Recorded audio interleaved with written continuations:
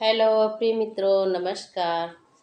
आइए आपके अपने नित्य संस्कृत क्लासेस की इस यूट्यूब चैनल पर मैं स्वागत और अभिनंदन करती हूँ। और यूपी टेट की प्रैक्टिस में आपका बहुत बहुत स्वागत है।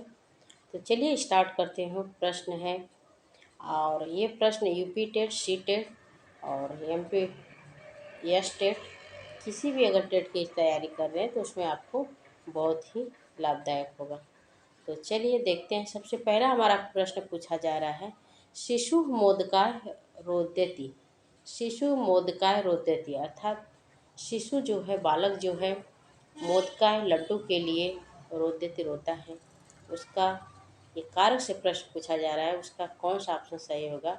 क में स्पृहे रिक्षिप्त क तादर्ते चतुर्थी वाच्य च रुच्यर्थाना प्रियमाण हित योगे च का क्या होगा इसमें, बताइए। इसमें ऑप्शन नंबर सी राइट होगा, रुचि अर्थानाम प्रियमाण।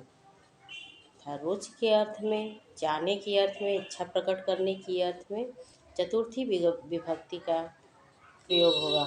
ठीक है, सॉरी, रुचि अर्थाना प्रियमाण नहीं होगा। चतुर्थी विभक्ति अगर इसमें दिया हुआ है तो इसमें तादर्थे चतुर्थी वाच्य होगा। ऑप्शन नंबर बी राइट होगा। ठीक है,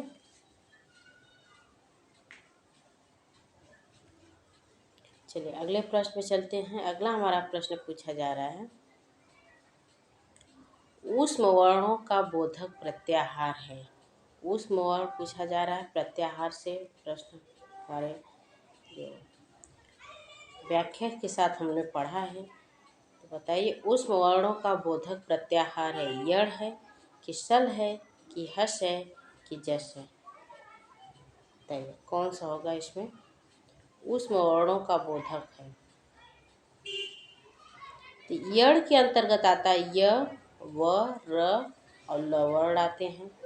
ठीक है, य, व, र, ल, ये वर्ण जो होते हैं ये यड़ प्रत्याहार के अंतर्गत आते हैं। और यहीं पे अगर पूछा जाए सल प्रत्याहार के अंतर्गत, तो सल प्रत्याहार के अंतर्गत ऊष्म वर्ण के वर्ण आते हैं।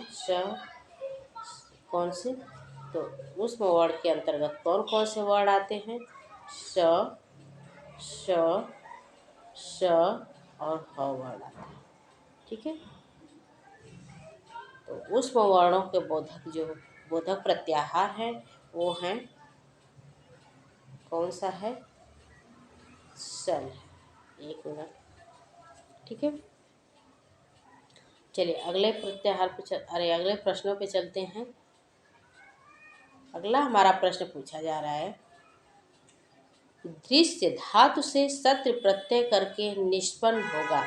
दृश्य धातु, दृश्य धातु, दृश्य में क्या होगा, धातु से, और सत्र प्रत्यय जब करेंगे तो उससे क्या बनेगा, दृश्यन बनेगा कि पश्यन बनेगा कि दर्शन बनेगा कि दृष्टि बनेगी।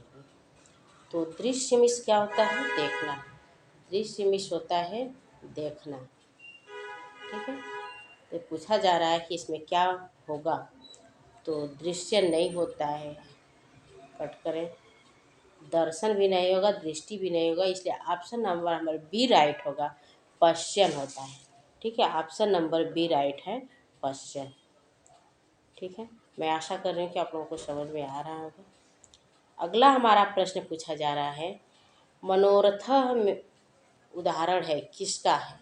मनोरथ उदाहरण है, या कभी कभी ऐसा भी पूछा जाता है कि मनोरथ किसका संधि विच्छेद, इसका संधि विच्छेद क्या होगा। तो ये स्वर संधि का है कि व्यंजन संधि का है कि विसर्ग संधि का है कि प्रकृति भाव का है। बताइए आप लोग कि मनोरथ उदाहरण किसका है। क्या इससे गड़बड़ हो जा रहा है, मनोरथ उदाहरण किसका है। ये है विसर्ग संधि का उदाहरण है। मन प्लस रथ होता है मनोरथ। ठीक है, विसर्ग संधि का उदाहरण है। चलिए अगले प्रश्न पे चलते हैं।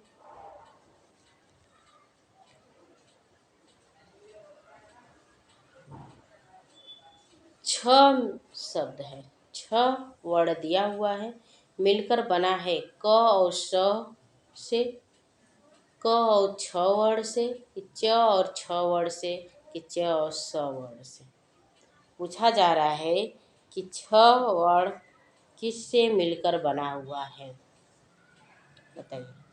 तो इसमें ऑप्शन नंबर ए राइट होगा, क और स। छ जो वर्ण है क और स से मिलकर बना हुआ है। अगला प्रश्न हमारा है,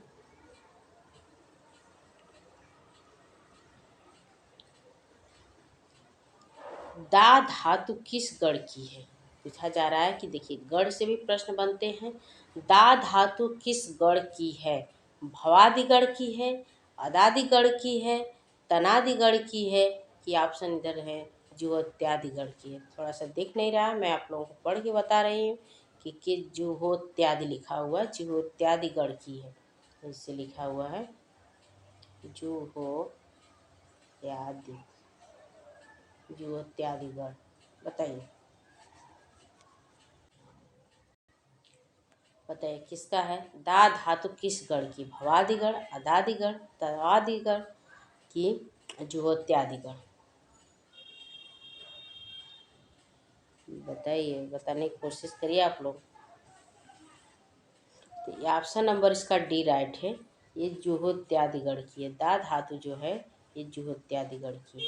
ठीक है, अगले प्रश्न चलते हैं। अगला हमारा प्रश्न पूछा जा रहा है, देखिए अब दिख रहा है। महर्षि पाणिनि की तपस्या से प्रसन्न होकर शिव जी ने क्या किया। आशीर्वाद दिए, कि पुष्पों की वर्षा किए, कि नृत्य के साथ डमरू बजाए, कि नृत्य के साथ शंख बजाए। तो आप लोग जानते होंगे कि महर्षि पाणिनि की तपस्या से प्रसन्न होकर शिव जी ने क्या किया था। क्या उनको आशीर्वाद दिए थे, कि उनके ऊपर पुष्पों की वर्षा किए थे, या नृत्य के साथ डमरू बजाए थे, या नृत्य के साथ शंख बजाए थे। तो आप लोग जानते होंगे कि भगवान शिव के हाथ में या तो त्रिशूल या डमरू है और गले में कुछ सांपों की माला है। तो पुष्प आशीर्वाद तो नहीं दिए और पुष्पों की वर्षा भी नहीं हुई थी।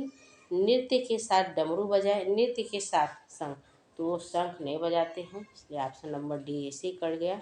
तो सही प्रश्नों पर आप जा सकते हैं इस प्रकार से कि उन्होंने नृत्य के साथ डमरू बजाए। जो ऑप्शन गलत है सबसे पहले उसको कट करिए और कट करते हुए चलेंगे, फिर इसके बाद सही ऑप्शन पर आप पहुंच जाएंगे। ठीक है, अगर नहीं भी जानते हैं प्रश्न को, अगर थोड़ा भी कहीं भी पढ़ा है आपने, तो इस प्रकार से आप प्रश्नों को सही कर सकते हैं। ठीक है, प्रसन्न होकर भगवान शिव ने कितनी बार डमरू बजाए। जब भगवान शिव प्रसन्न हुए तो उन्होंने कितनी बार डमरू बजाए थे, 10 बार, कि 14 बार, अरे 11 बार, कि 12 बार, कि 14 बार। तो जब भगवान शिव ने प्रसन्न हुए तो उन्होंने 14 बार डमरू को बजाया था। ठीक है, 14 बार डमरू बजाया था, इसलिए 14 महेश्वर सूत्रों का निर्माण किया गया। ठीक है, ऑप्शन नंबर डी राइट है। अगला हमारा प्रश्न है, समास की प्रक्रिया होती है। पूछा जा रहा है कि समास की जो प्रक्रिया होती है किसमें होती है, दो वर्णों के बीच में, कि दो पदों के बीच में, कि दो वाक्यों के बीच में, कि एक वर्ण और एक पद के बीच में। तो समास की जो प्रक्रिया होती है वो दो पदों के बीच में होती है, ऑप्शन नंबर बी राइट होगा। और दो वर्णों के बीच में क्या होता है, तो दो वर्णों के बीच में संधि होती है। दो वर्णों के बीच में जो है वह संधि होती है। और दो वाक्यों के बीच में अगर पूछा जाए तो ये जानते रहिए इसमें कारक होता है। ठीक है, चलिए अगले प्रश्न पे चलते हैं। अगला हमारा प्रश्न पूछा जा रहा है कि लघु सिद्धांत कौमुदी के अनुसार, लघु सिद्धांत कौमुदी के अनुसार समास के भेद हैं, 4 हैं, कि 5 हैं, कि 6 हैं, कि 8 हैं। तो आपने पढ़ा ही होगा कि लघु सिद्धांत कौमुदी के अनुसार समास के कितने भेद हैं, बताइए। लघु सिद्धांत कौमुदी के अनुसार समास के कितने भेद हैं, बताइए।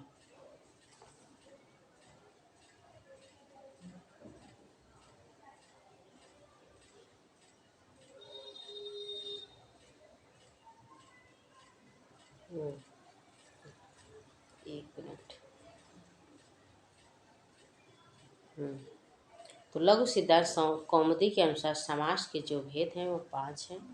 ठीक है। अगर यूपी टेट में यस टेट में अगर दिया रहेगा लघु सिद्धांत कौमुदी के अनुसार, तभी आप लोग 5 बताइएगा। नहीं तो अगर खाली पूछा जाए कि समास के भेद कितने हैं, तो समास के भेद आप 6 पे जाइएगा। ठीक है। जिसका विग्रह न हो ये ऐसा समास है। जिसका विग्रह न हो ऐसा समास है। जिसका विग्रह न किया जाए उसको क्या कहेंगे? वो अनित्य समास है। ठीक है। और अगला हमारा प्रश्न पूछा जा रहा है, सुबंत पद के साथ सुबंत के पद करें। सुबंत पद के साथ सुबंत पद के समास को कहते हैं शुभ सुपा कि सह सुपा कि शुभ सुपा सुपुपा? बताइए। तो सुबंत पद के साथ, ये जानते रहिए, सुबंत पद के साथ सुबंत पद को शुभ सुपा समास कहते हैं। ऑप्शन नंबर सी राइट होगा। कौन सा होगा? ऑप्शन नंबर सी होगा। नेक्स्ट है, भट्टोजी दीक्षित के अनुसार समास कितने प्रकार के होते हैं? तो भट्टोजी दीक्षित के अनुसार अगर पूछा जाए, देखिए वहाँ पे लघु सिद्धांत कौमुदी पूछा गया है, यहाँ पे भट्टोजी दीक्षित पूछा गया है। अगर कभी भट्टोजी दीक्षित के अनुसार समास पूछा जाता है तो 4 लगेगी। ठीक है। तो आज के लिए इतना दोस्तों, नमस्कार, जय हिंद। क्लास कैसी लगी कमेंट बॉक्स में जरूर लिखें और बहुत बहुत धन्यवाद।